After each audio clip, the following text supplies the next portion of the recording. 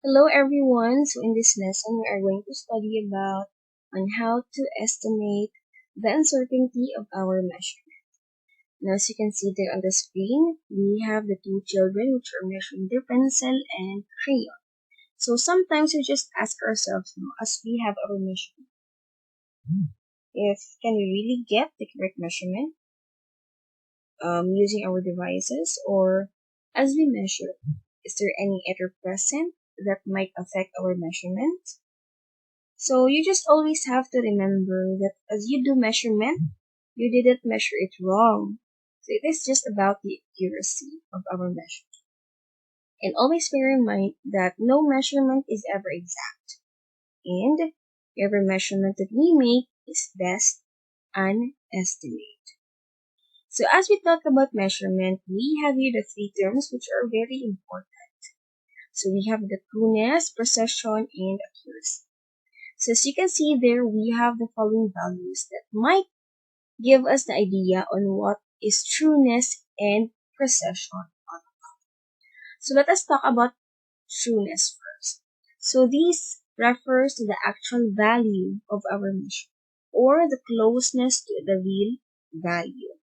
Now, for example, we have our value or our target value, which is 4 centimeters.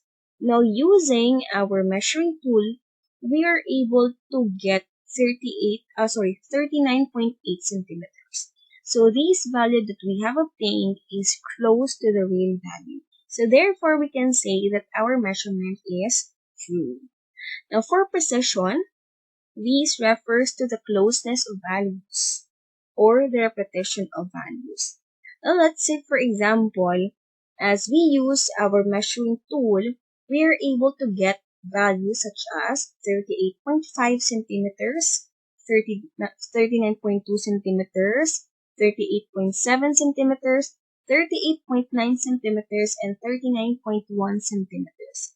So as you can see, there is some repetition with our value and they are close to each other. So therefore, we can say that this is precise or they are precise. But before we can say that our measurement is accurate, we have to make sure that our measurement is both true and precise. Okay. Now, we cannot just simply say na our measurement is accurate na if it is only true, but it is not precise, and vice versa.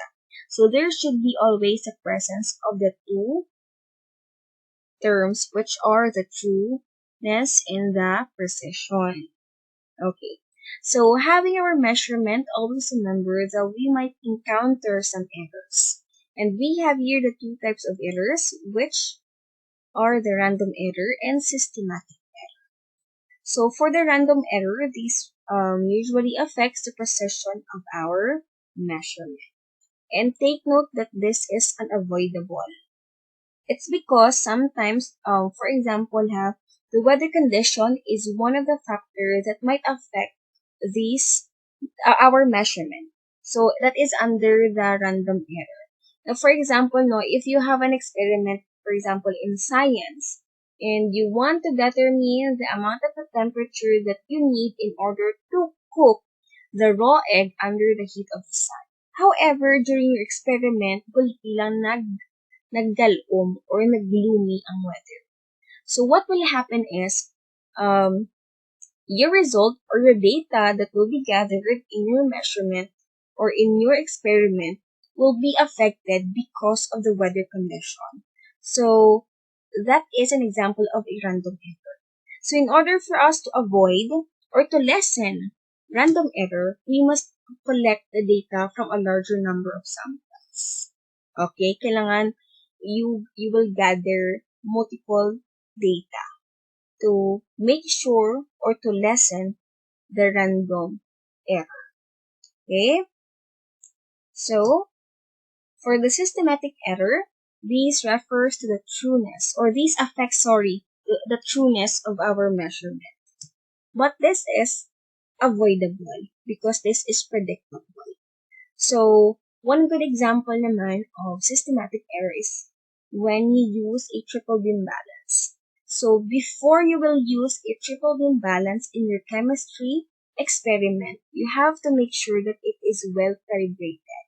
So meaning to say you have to reset or you have to make sure that your device is already following the standard before you will use it.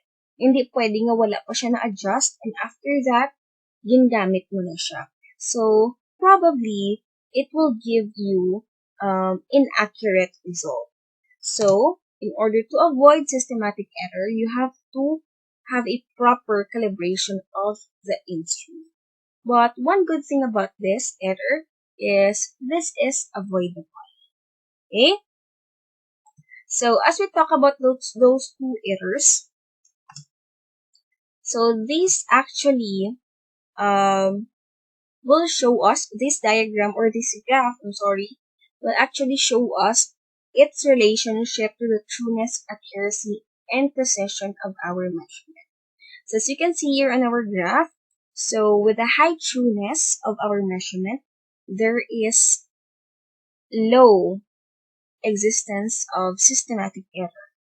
And then with the high precision of our measurement, there is a low existence of random error. So we have to make sure that it is precise and it is true for us to get an accurate value in order to lessen the uncertainty of our measurement. Now on this diagram, on this dart analogy, as you can see here on our first dart, so these, our target here is at the center. So these are the darts, these are the darts. So as you can see, they are quite far from each other and they are very far from the target. So we can say that this illustration is giving us low trueness and low precision. Okay? There is low trueness and low precision. Then therefore, in this first illustration, the existence of systematic and random error is very high. Okay? Again, the existence of random and systematic errors are very high. So on our example here, on this illustration, if we're going to take a look on the darts, so the four darts or the five darts are quite far away from each other, but then we have here one dart that hit the target. So we can say that there is low precision in this illustration, but then there is trueness in the precision because one dart is able to hit the target or is able to get the actual value. So in this illustration, there is low systematic error, but there is a high or existence of random error. Again, low systematic error, but then there is an existence of random error. Okay, so in this example here, so we have our darts which are very close to each other. Again, they are very close to each other, but then they are very far from the target, which is at the center. So we can see that there is high precision in our measurement here.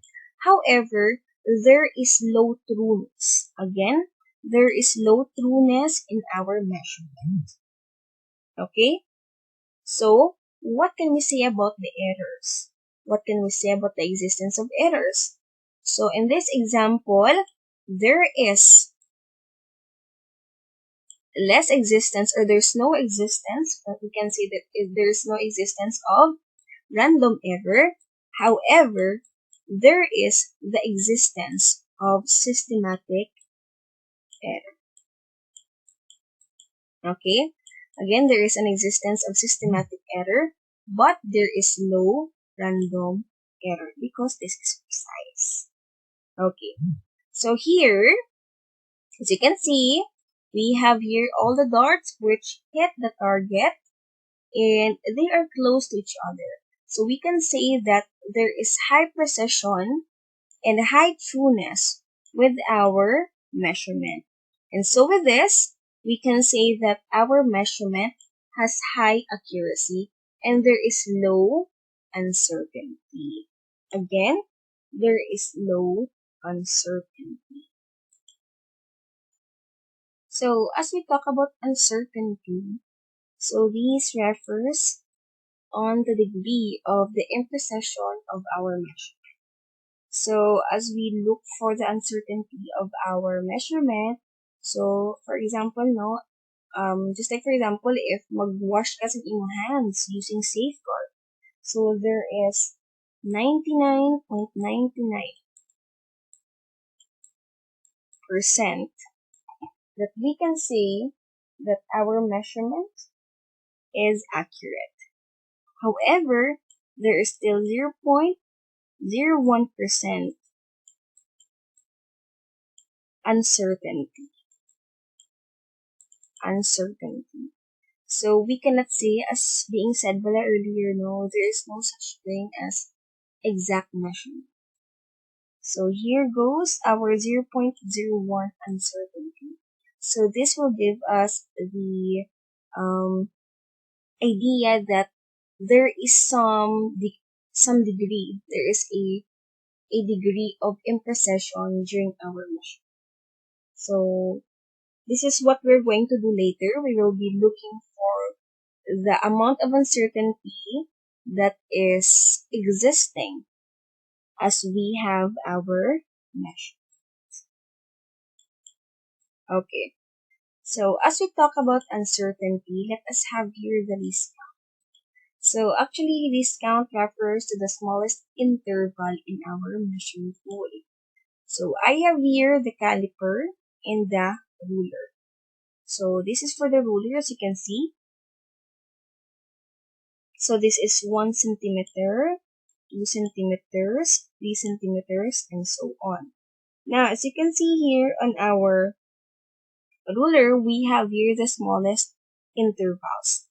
The smallest interval is equivalent to 0.01 centimeter or equal to 1 millimeter. So that is the least count of our measuring tool for the ruler. So always remember that for every measuring tool, for vernier caliper, may lain mo siya nga least count. For ruler, may lain mo siya nga least count. Nag-vary ni siya ang least count per measuring tool. So you always have to remember also that the lower the least count, the high possibility that it will give us an accurate measurement. So actually, I have here the caliper and the ruler. So there is an experiment in which they looked for the measurement of a certain object and then they used and compared the measurement of the ruler and the vernier caliper. So based on that experiment, they are able to get a more accurate in using vernier caliper compared to the ruler because the vernier caliper has a smaller least count if you're going to compare it to the ruler. Okay. So, as we estimate the uncertainty of our measurements, so this is what I said earlier. So, there is again 0.01 uncertainty.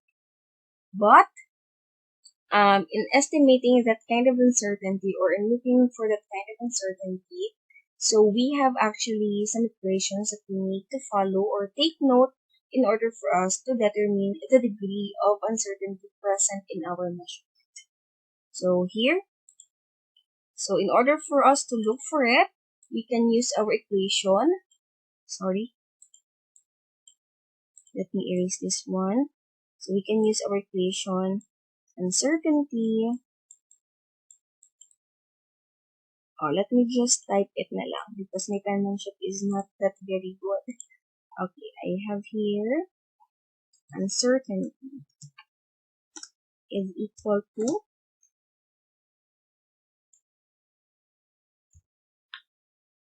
plus minus. I'm sorry. I'll just leave space there. So 1/2 times least. Okay, so I'll just put here plus minus. Okay, so this will be our equation for the uncertainty. So it is very important that we must take note of this equation for us to determine again the degree of uncertainty present in our measure. Okay. So talking about uncertainty, we have the different types of uncertainty. So we have the absolute uncertainty. So actually, absolute uncertainty refers to the fixed and actual or direct measurement, okay? Or the actual magnitude of the uncertainty. Now, for example, as we have measurement, let's say, no, I have a measurement that is, my measured value, for example, is 39.5 centimeters. Okay, so this is my measured value. And then, for example, the least count, let me just have here measured value. And after that, our least count, for example, is equal to least count of the ruler. Example ha, the least count of the ruler is 0.1 centimeter. Okay, so how do we determine the uncertainty of our measurement? So this is what we are going to do. So using our equation, our previous equation, so it's this one. So our previous equation of uncertainty is equal to, let me just put space there, least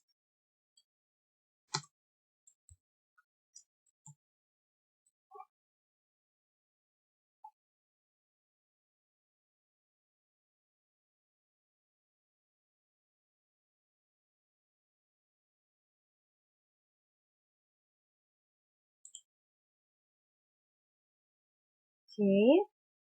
So our least count is right here.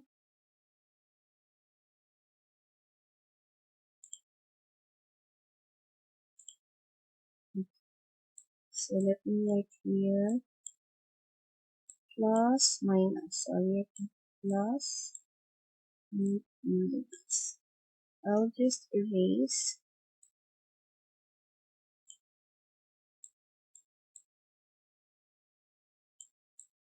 Okay. So this is our equation. So how do we determine our uncertainty?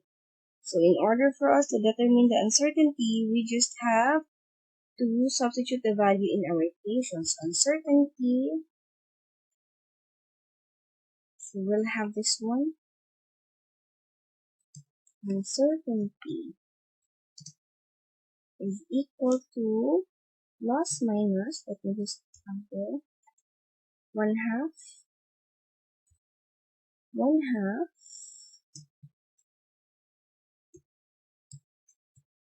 times 0.1 centimeter. So our answer would be 0.05 centimeter. Okay, so there it is. So in order for us to write our final answer, this is how we write, this is how we plug in our final answer. So for us to determine the absolute uncertainty, so we will have our measured value to 1.5 centimeters. And then is equal, plus minus 0.05 centimeters. Okay, we have here plus, plus minus. Okay, let me just type in we have uncertainty is equal to 39.5 centimeters plus minus, and we just go back 0.05 centimeters. Okay, so that's okay. So this is how we write our uncertainty or absolute uncertainty. So for our absolute uncertainty, we have different rules to follow. So for example, this will be the case. Okay. So as you can see here, we have here our measured value and we have here our uncertainty, which is plus minus 0.05 centimeters. So what are we going to do? So in the rule under the absolute uncertainty, we must follow the least number of decimal places. So in this case, so kung diin ang may pinakadutay nga decimal place, ang muna siyang i-follow. So if you want to determine whether our measurement here is correct or incorrect, then we will have to look if there is an overlapping of our uncertainty in our measured value. Okay. So what are we going to do? So in this case, for example, if this will be one decimal place, this is 2, we need to round off our 2 decimal places to make it one decimal place. So we can have 39.5 centimeters plus minus 0.1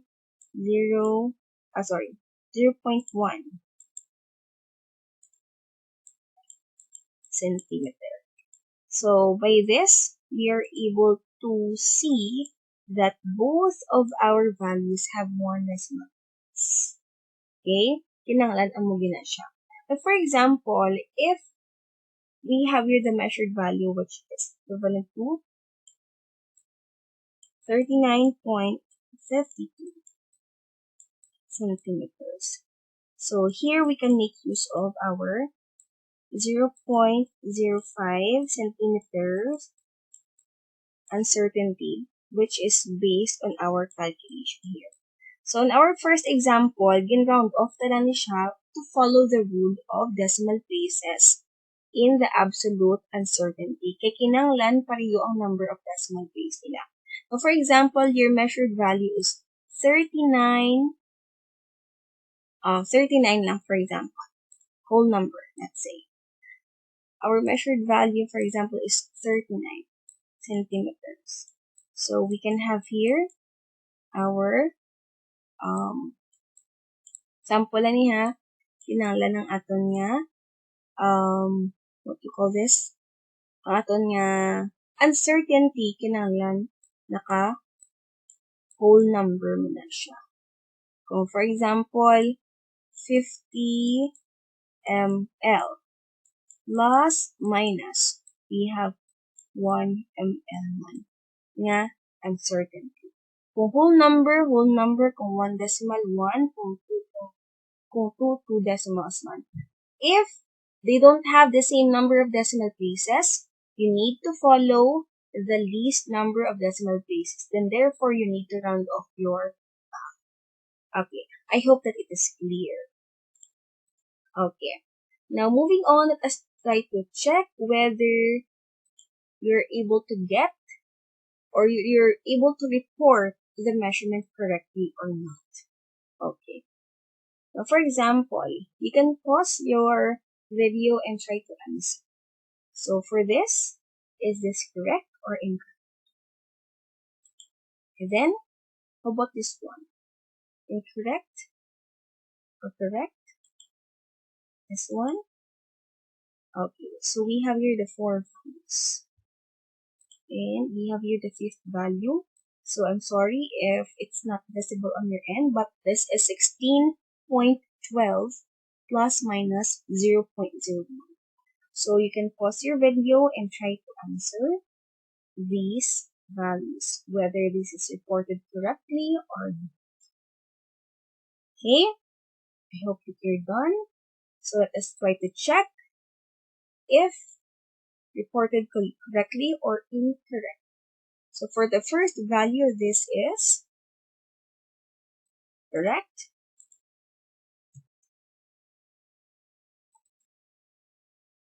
For the second value, this is incorrect. For the third value, this is correct. For the fourth value, incorrect. And for the fifth value, we have here correct. So I hope that you're able to get also the correct ones. Okay. So moving on, let us have here one example. So you use a digital thermometer to measure the temperature of a liquid and the reading is 38.2 degrees Celsius, and the thermometer's specifications state that it has an absolute uncertainty of 0.5 degrees Celsius. So how do we write our final answer? So for this problem, all you need to do is to just simply state the uncertainty of our single measurement. So how do we write our final answer? So we can have 38.2 degrees Celsius. So let me just write here the term nga degree because I don't have any symbol for degree, or I can use na lang degree. Alright. And let's go back here. Celsius. So plus minus. Again, let me just annotate. Plus minus. Alright. Plus minus 0.5 degrees Celsius. So again, let me just annotate the degree. Degrees Celsius. So this is now our correct answer. That's it. 38.2 degrees Celsius plus minus 0.5 degrees Celsius. So as you can see there on our absolute uncertainty, we only have one decimal place for both measured value and uncertainty. Okay, for our next problem, so we have here, you use a ruler to measure the length of a piece of wire and obtain a measurement of 15.7 centimeters. The ruler's precision is plus minus 0.1 centimeter. So calculate the absolute uncertainty in your measure. So pila daw ang absolute uncertainty? So if you want to determine, just write your answer this way. So you can have 15.7 centimeters plus minus 0.1. By the way, ha, ginamo ko lang siya kay kakadula ang cursor news if I'm going to use the text. Okay. So we have here 15.7 centimeters plus minus 0.1 centimeter. Now, if you'd like to look on the range of our measurement, so since plus minus na siya, what we're going to do is, we will have here 15.7 centimeters plus 0.1 cm. So this is equal to, let me see. Oh, sorry. So this is equal to,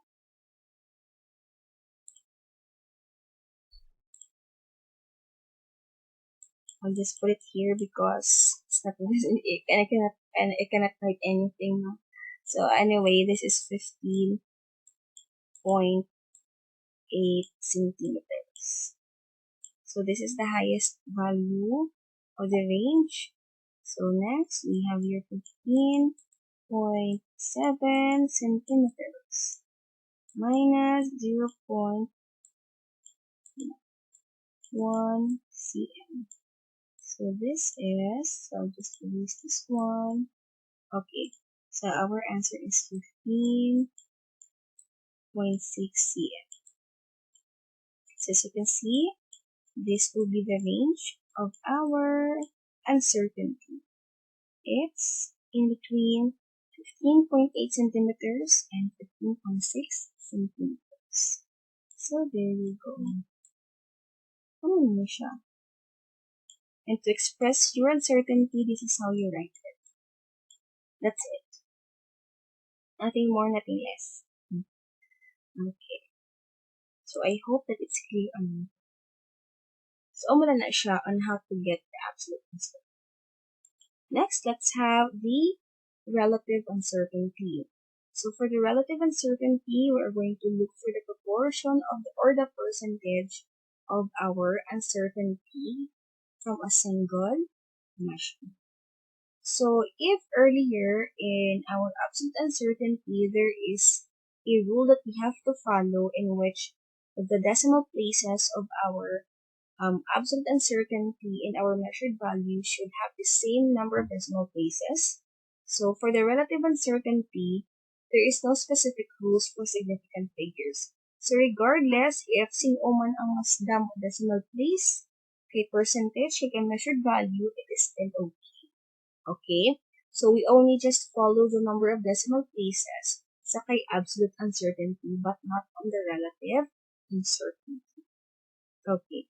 So actually, we have equations to use, certain equations to use in order for us to get the relative uncertainty of our measured value. So aside from our uncertainty equation, we can have here, in calculating our relative uncertainty, we will have uncertainty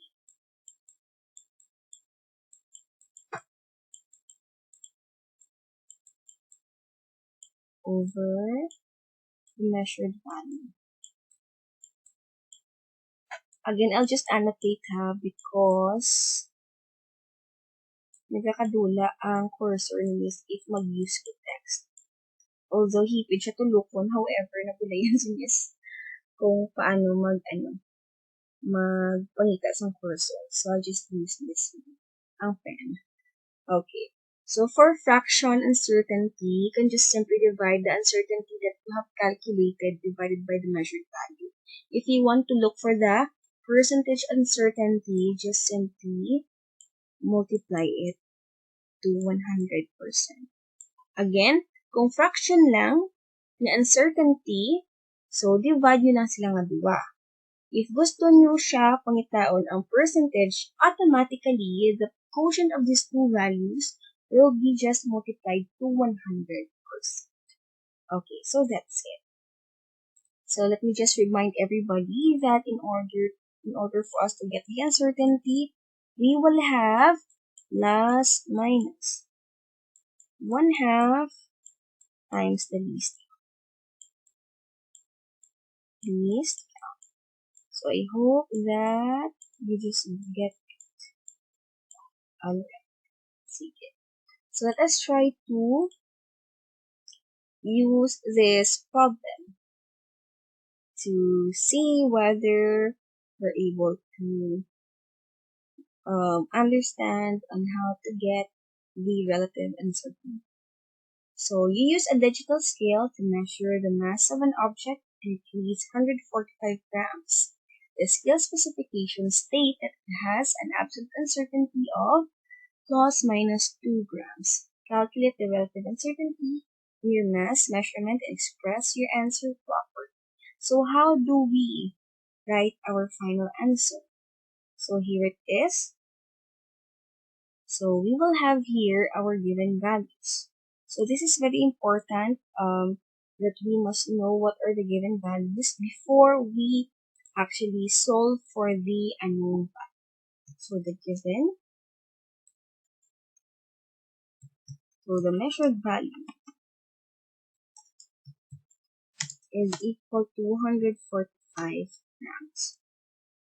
Then, our absolute, I'll just put here A and U, absolute uncertainty natin is plus minus. I'll just put it like that.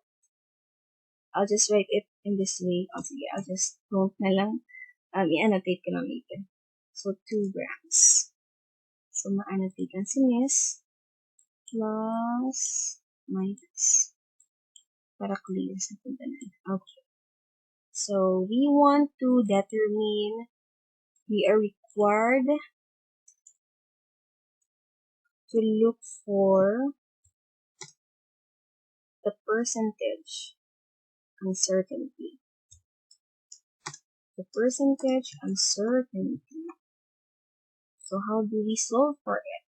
So, for our equation, we will have relative uncertainty is equal to our uncertainty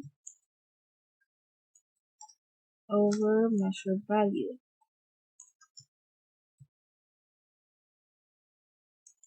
Means 100%.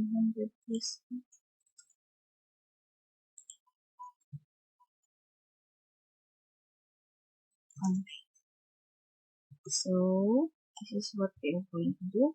So, actually, we don't need to use na the 1 plus minus 1/2 times discount because ang ato nga uncertainty ginhatag na gadaan.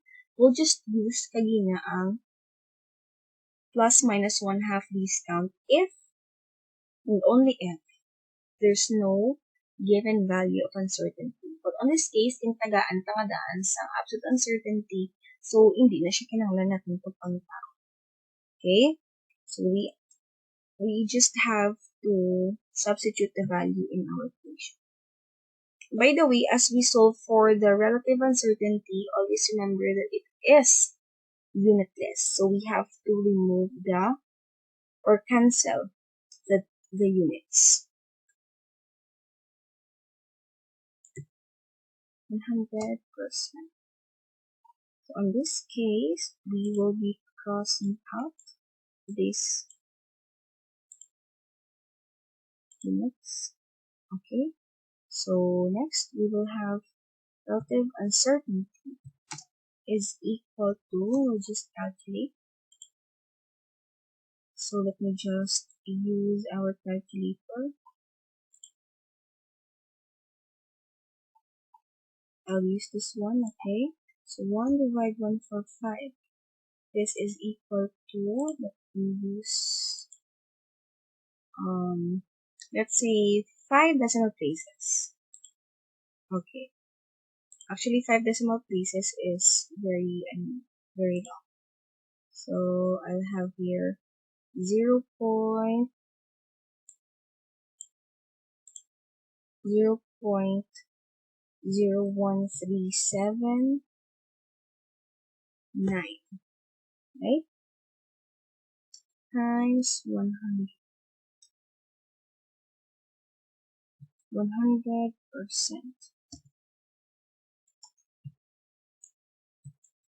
So our answer would be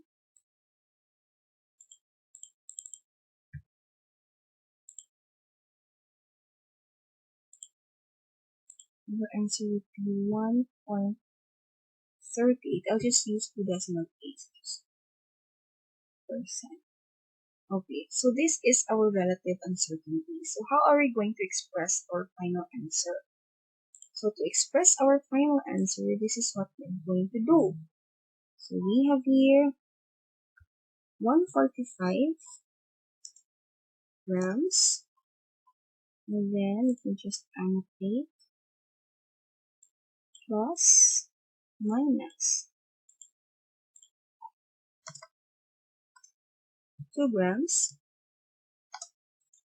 parenthesis, relative uncertainty, which is approximately, so 1.38%. So that's it. This is how we write our final answer. So, mo na lang siya kasi. I hope that you're able to get on how to solve for the relative uncertainty, particularly the percentage uncertainty. So there it is. Now let us have another example. Let us try. So you measure the temperature of a liquid using a digital thermometer, and the reading is 45.3 degrees Celsius. The thermometer specification state that it has an absolute uncertainty of plus minus 0.5 degrees Celsius. So calculate the uncertainty in your measurement and calculate the percentage of uncertainty. Okay, so we would like to look for the uncertainty in the measurement and the percentage of uncertainty. So as we calculate for the uncertainty during in our measurement, pwede na siya, since we already have the absolute uncertainty, so pareho kagina sa himo tanong as we solve for the absolute uncertainty kagina. So we will be looking for the range 45.3 degrees Celsius minus 0.5 degrees Celsius. So we'll just look for the upper and lower range. As long as a range, upper and lower one. So we have 44.8 degrees Celsius. And then if we will be adding,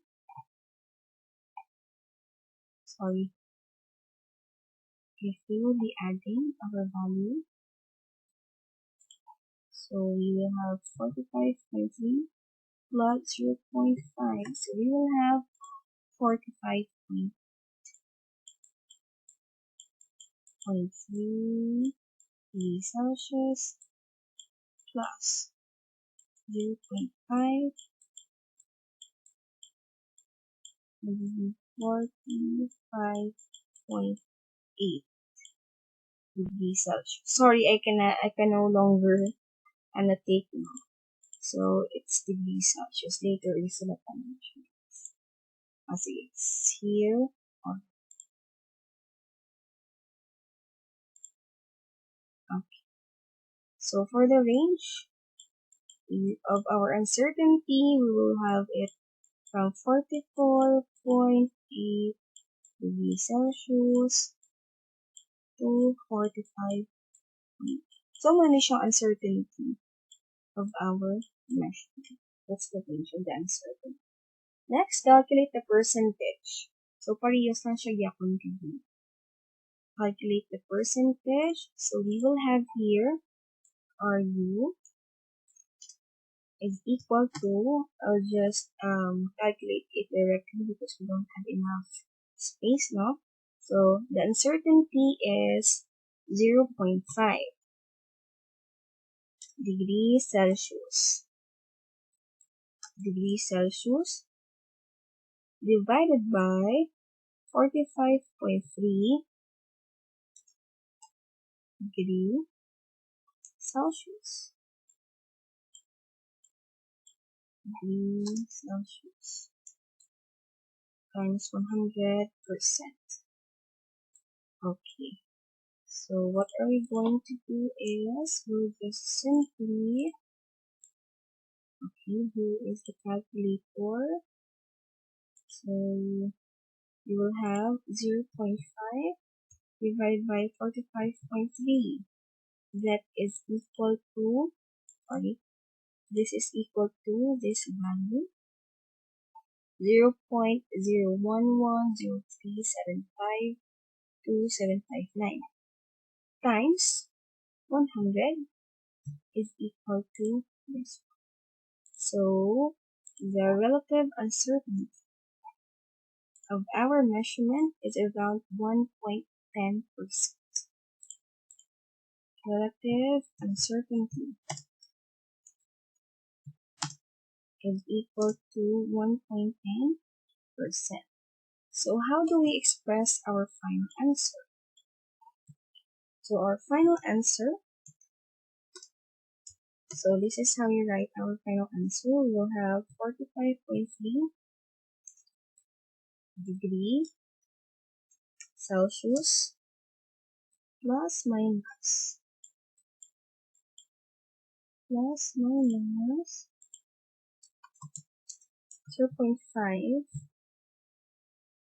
degree Celsius relative uncertainty. That is equivalent, that is approximately,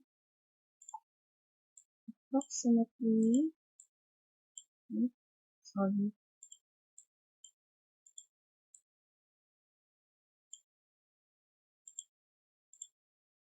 so let me just type again.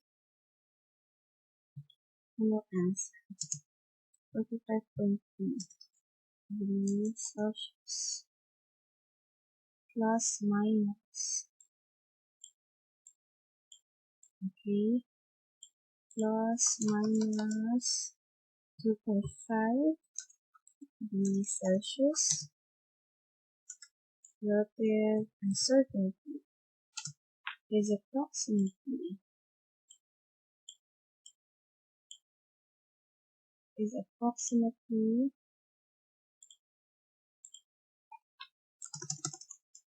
0.01. Sorry, 2 point. Sorry, 1 point. So good. So this is it. So this is our final answer. Okay. So this will be our final answer. So this is how we express our final answer. This is how we calculate for the relative uncertainty, particularly the percentage uncertainty. And the uncertainty in our measurement, so it's right here. The range is between 44.8 degrees Celsius to 45.8 degrees Celsius.